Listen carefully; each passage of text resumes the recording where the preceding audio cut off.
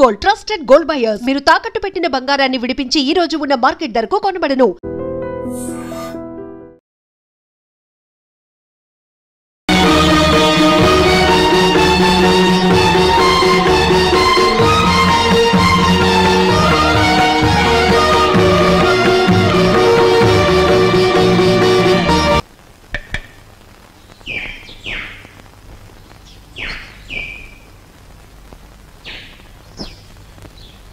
ఈ కుండంతా 4 రూపాయలమ్మా. 40 పైసలు కుండ 4 రూపాయలా? ఇదేం బంగారం కుండ? ఆయన తొక్కేది మట్టా బంగారమా? ఇంతైతే ఎవరు కొంటారు? వద్దులే, వస్తా. కుమారరామన్న దగ్గర నీ ఉద్యోగం ఏమిటట?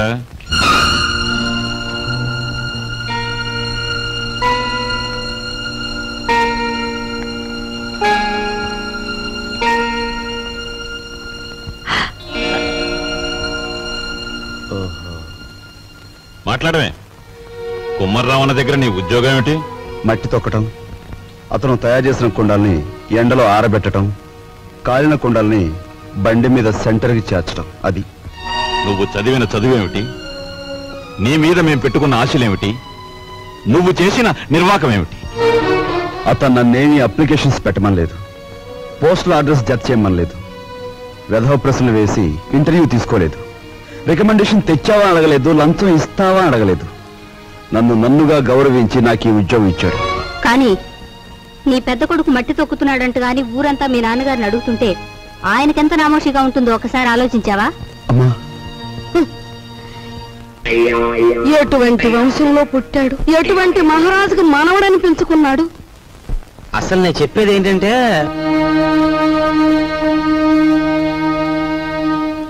ఇలాంటి అప్రదిష్ట పనులకు తలపెడితే ఈ ఇంట్లో ఇంకా పెళ్లి కావాల్సిన పిల్లలు ఉన్నారు. వాళ్ళని చేసుకోవడానికి ఎవడైనా ముందుకొస్తాడా? ఏ మా చెల్లెలు పెళ్లి చూపు సమయంలో మీరు వచ్చి పెంట చేశారే, అప్పుడు లేదా ఈ అప్రదిష్ట? నాన్న, ఏమీ చెయ్యకుండా మీకు భారంగా ఉండే కంటే ఏదో ఒక పని చేసి ఇంత సంపాదించడం నా బాధ్యత అనుకున్నాను, సంపాదిస్తున్నాను.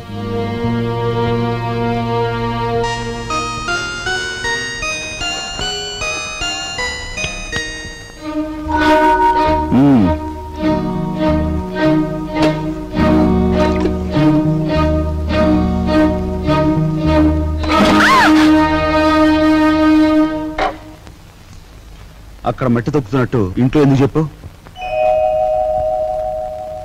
అందరూ బాధపడతారనుకున్నప్పుడు మీరెందుకు ఆ పని చేయాలి?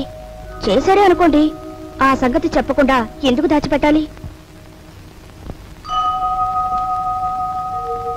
మా అమ్మా నాన్నల విషయం తెలిసిన, మా ఇంటి పరిస్థితి తెలిసిన నువ్వు ఇలా మాట్లాడు. మా ఇంట్లో సంపాదించేది మా నాన్న ఒక్కడు, తినేవాళ్ళు 10 మంది. ఆయన సంపాదించే ప్రతి రూపాయి వెనుక ఆయన పడే కష్టం, ఆవేదన నాకు తెలుసు కాబట్టి ఆయనకి ఈ విషయం తెలియకుండా దాచిపెట్టాను. కట్నం ఇవ్వలేదన్న నెపంతో ఒకవైపు నుంచి మా మావయ్య బాధ పెడుతుంటే మరోవైపు నుంచి అప్పులు వాళ్ళు బాధిస్తున్నారు. ఇలా ఇంటా బయట అనేక బాధలతో నలిగిపోతున్న మా నాన్నగారికి ఒకరోజు దారిలో 5,000 రూపాయలు దొరికాయి. మొత్తం తీసుకెళ్లి పోలీస్ స్టేషన్లో అప్పగించాను. దానిలో 1 రూపాయి కూడా నేను ముట్టుకోలేదు. 1 రూపాయి కూడా నేను ముట్టుకోలేదు. 1 రూపాయి కూడా. అసలేం జరిగిందండి? లలిత, నువ్వు ఎన్నోసార్లు నన్ను ధర్మరాజు ధర్మరాజు అంటూ ఉంటావు. కానీ ఇవాళ నీ ధర్మరాజు దొంగతనం చేశాడు. మీరు దొంగతనం చేశారా? అవును లలిత, అందులో 10 రూపాయలు కాజేశాను. ఎందుకు తెలుసా? మన అబ్బాయి ఉద్యోగానికి అప్లికేషన్ పెట్టడానికి. ఎన్నడూ రాని ఉద్యోగం ఈసారైనా వస్తుందేమోనన్న ఆశ.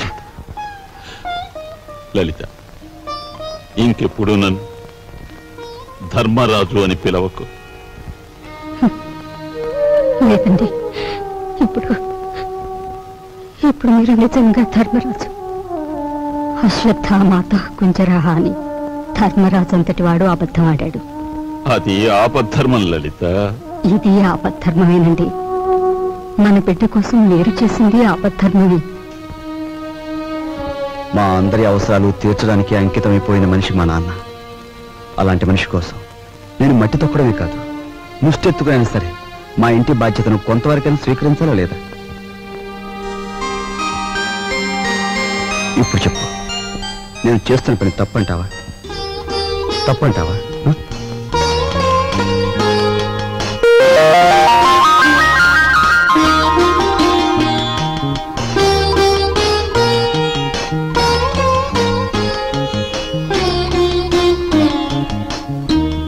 ఆ విధముగా రామలక్ష్మణులు అడవికి బయలుదేరిన వారు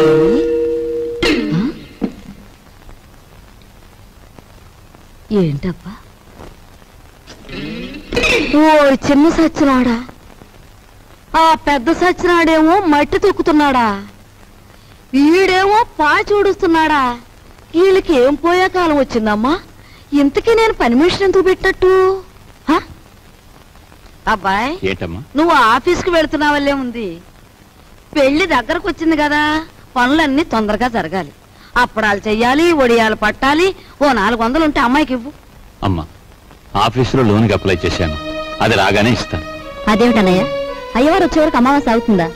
తెలిసిన వాళ్ళ దగ్గర ఏ చేబదులో తీసుకుని ఈ పని కాస్త జరిపించు. వెళ్ళిదు.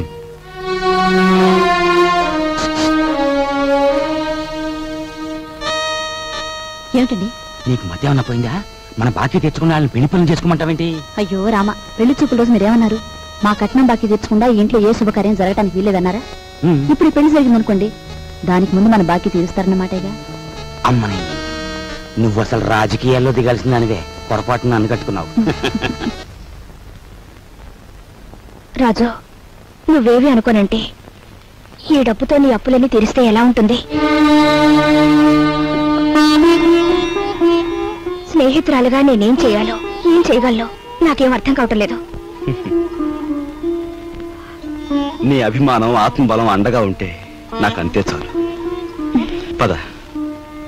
మంచి తరుణం మించిపోవును, ఆలసించిన ఆశాభంగం. 8 రోజులు సైకిల్ తొక్కిన వారికి 8,000 రూపాయలు బహుమానం. 8 days 8,000. 8 రోజులు సైకిల్ తొక్కిన వారికి 8,000 రూపాయలు బహుమానం.